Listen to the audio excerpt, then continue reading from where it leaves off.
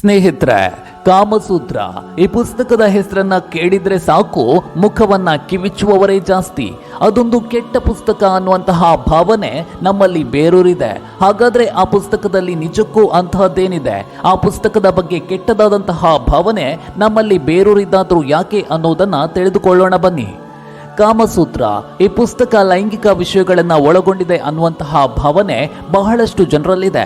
ಆದರೆ ಈ ಪುಸ್ತಕದಲ್ಲಿ ನಿಜಕ್ಕೂ ಹೇಳಿರೋದೇ ಬೇರೆ, ಜನರು ಅದನ್ನ ಅರ್ಥೈಸಿಕೊಂಡಿರೋದೇ ಬೇರೆ.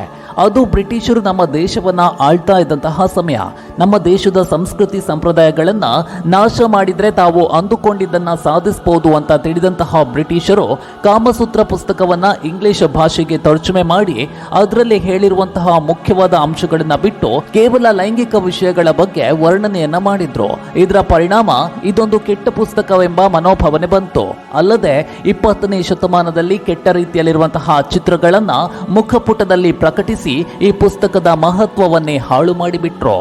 ಅಂದ ಹಾಗೆ ಈ ಪುಸ್ತಕದಲ್ಲಿ ಪ್ರೀತಿ, ಮದುವೆ ಸಂಬಂಧಗಳನ್ನ ಕಾಪಾಡಿಕೊಳ್ಳೋದು ಹೇಗೆ, ಸಾಂಸಾರಿಕ ಜೀವನವನ್ನ ಉತ್ತಮವಾಗಿ ನಡೆಸೋದು ಹೇಗೆ ಅಂತ ತಿಳಿಸಲಾಗಿದೆ. ವಾತ್ಸಾಯನ ಬರೆದಂತಹ ಈ ಗ್ರಂಥದಲ್ಲಿ ಮನುಷ್ಯ ಸುಖ ಸಂತೋಷದಿಂದ ಹೇಗೆ ಸಂಸಾರವನ್ನ ನಡೆಸಬೇಕು ಎಂಬ ಮಾಹಿತಿ ಕೂಡ ಇದೆ. ಆದ್ರೆ ಈ ಪುಸ್ತಕದ ಬಗ್ಗೆ ವರ್ಣರಂಜಿತವಾದಂತಹ ಕಥೆಗಳನ್ನ ಹೆಣೆದಿರೋದ್ರಿಂದ ಕಾಮಸೂತ್ರ ಅಂದ್ರೆ ಅದೊಂದು ಕೆಟ್ಟದಾದಂತಹ ಪುಸ್ತಕ ಅನ್ನುವ ಭಾವನೆ ಬೇರೂರಿದೆ. ವಾತ್ಸಾಯನ ಮುನಿ ಬರೆದಂತಹ ಕಾಮಸೂತ್ರ ಪುಸ್ತಕ ಕೇವಲ ಲೈಂಗಿಕ ವಿಷಯಗಳ ಬಗ್ಗೆ ಮಾಹಿತಿ ನೀಡೋದಿಲ್ಲ. ಧರ್ಮ ಮಾರ್ಗದಲ್ಲಿ ನೈತಿಕ ಮೌಲ್ಯಗಳೊಂದಿಗೆ ಜೀವನವನ್ನ ನಡೆಸೋದು ಹೇಗೆ, ಸ್ವಾವಲಂಬಿಯಾಗಿ ಬದುಕೋದು ಹೇಗೆ, ಮನೆಯನ್ನ ನಿಭಾಯಿಸೋದು ಹೇಗೆ, ಗಂಡು ಮತ್ತು ಹೆಣ್ಣಿನ ಮಧ್ಯೆ ಹೊಂದಾಣಿಕೆ ಹೇಗೆ ಇರಬೇಕು, ಗಂಡ ಹೆಂಡತಿ ಒಬ್ಬರನ್ನೊಬ್ಬರು ಪ್ರೀತಿಸುವುದು ಹೇಗೆ, ದೈಹಿಕ ಸುಖದ ಹೊರತಾಗಿ ಜೀವನದಲ್ಲಿ ನಾವು ಯಾವುದನ್ನೆಲ್ಲ ಪಡೆಯಲು ಶ್ರಮವನ್ನ ವಹಿಸಬೇಕು, ಹೀಗೆ ಅನೇಕ ವಿಷಯಗಳ ಬಗ್ಗೆ ತಿಳಿಸಲಾಗಿದೆ. ಆದರೆ ಅಜ್ಞಾನದ ಫಲವಾಗಿ ಈ ಪುಸ್ತಕದ ಒಳ್ಳೆಯ ಅಂಶಗಳು ಬೆಳಕಿಗೆ ಬಾರದೆ ಕೆಟ್ಟದಾದಂತಹ ಚಿತ್ರಗಳೇ ಕಣ್ಣ ಮುಂದೆ ಬರುವ ಹಾಗೆ ಆಗಿದೆ. ಒಟ್ಟು 7 ಭಾಗಗಳಲ್ಲಿ ಜೀವನದ ಗುರಿಗಳ ಬಗ್ಗೆ ವಾತ್ಸಾಯನ ಮುನಿ ಈ ಪುಸ್ತಕದಲ್ಲಿ ಬರೆದಿದ್ದಾರೆ. ಸಾಮಾಜಿಕ ಜೀವನವನ್ನ ಹೇಗೆ ನಡೆಸಬೇಕು ಅನ್ನೋದನ್ನ ಈ ಪುಸ್ತಕದಲ್ಲಿ ತಿಳಿಸಲಾಗಿದೆ.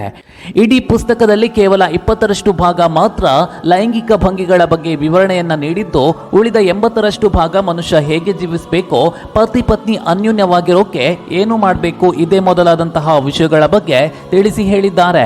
ಅಲ್ಲದೆ ವಿವಾಹೇತರ ಸಂಬಂಧಗಳು ಹುಟ್ಟಿಕೊಳ್ಳೋದಕ್ಕೆ ಕಾರಣವೇನೋ, ಈ ಸಮಸ್ಯೆ ಎದುರಾದಾಗ ಅದರಿಂದ ಹೊರಬರೋದು ಹೇಗೆ ಅಂತಾನೂ ತಿಳಿಸಲಾಗಿದೆ. ಆದರೆ ಈ ಅಮೂಲ್ಯವಾದ ಪುಸ್ತಕದಲ್ಲಿನ ವಿಷಯಗಳು ಬೇರೆ ರೀತಿಯಲ್ಲಿ ಚಿತ್ರಿತವಾಗಿರೋದು ಒಂದು ದೌರ್ಭಾಗ್ಯವೆಂದೇ ಹೇಳಬಹುದು. ಯಾವ ಪುಸ್ತಕವೇ ಆಗ್ಲಿ ಅದರ ಶೀರ್ಷಿಕೆಯನ್ನ ನೋಡಿ ಅದರ ಶೀರ್ಷಿಕೆಯಲ್ಲಿರುವಂತಹ ವಿಷಯಗಳ ಬಗ್ಗೆಯೇ ಹೇಳಿದ್ದಾರೆ ಅಂತ ಊಹಿಸಿದ್ರೆ ಅದು ನಮ್ಮ ತಪ್ಪು ಕಲ್ಪನೆಯಾಗತ್ತೆ. ಬಹುಶಃ ವಾತ್ಸಾಯನ ಮುನಿಗಳು ಈ ಪುಸ್ತಕಕ್ಕೆ ಬೇರೆ ಯಾವುದಾದ್ರೂ ಶೀರ್ಷಿಕೆಯನ್ನ ನೀಡಿದ್ದಿದ್ರೆ ಕಾಮಸೂತ್ರ ಪುಸ್ತಕದ ಬಗ್ಗೆ ಅಸಹ್ಯಕರ ಭಾವನೆ ಹುಟ್ಟಿಕೊಳ್ತಾ ಇರಲಿಲ್ವೇನೋ.